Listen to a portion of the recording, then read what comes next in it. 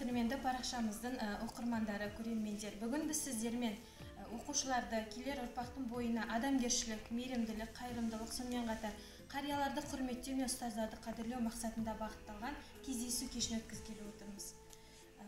Яғни бұл кездесуіміз бүгінгі қазан айының алғашқы жұлдызы мен алғашқы демалысында тұспа-тұс келіп тұрған қариялар мен ұстаздар күніне арналмақ.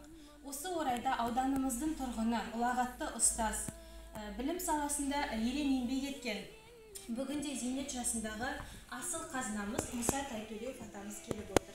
Саламатсыздар ма, құрметті ұстаздар. Ассалаумағалейкум. Келе жатқан ұстаздар мерекесімен сіздерді шын жүректен құттықтаймын, және де қариялар мерекесімен құттықтаймын. Сізге өміріңіз жас ұзақ болсын деп тілеймін. Алладан ғұмырлы болсын деймін. Еңбегіңіздің жемісін көріп отырсыз, зейнеттің рахатын көріңіз. Заманымыз тыныш болсын, бейбітшілік болсын. Кездесуімізді атамызбен сұхбаттан бастасақ. Ата, ең алғаш енді өмір баяңыздан, өмір жолыңыздан бастап айтып берсеңіз, мына келер ұрпаққа, оқушыларға таныс болсын. Мен 40 жыл туған, 83-темін қазір. Мына қазіргі Сәкен Сейфуллиннің селолық округі дейді ғой.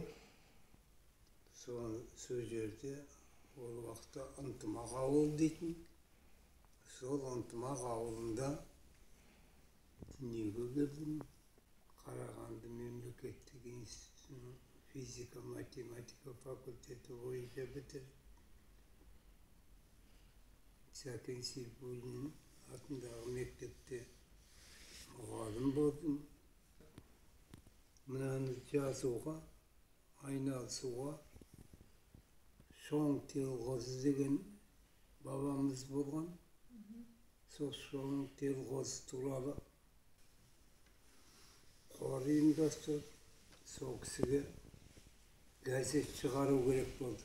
Сіздің руыңыз сонда тоқа ма? Тоқа. Еңбектену керек.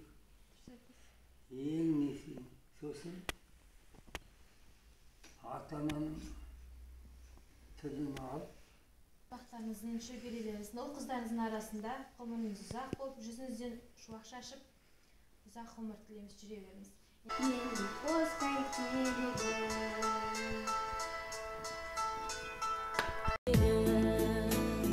Менің қоспай терегім, сендерсіз қайтер едім, әрқашан бірге болсаң, түгел ғой бар керегім, менің қоспай терегім.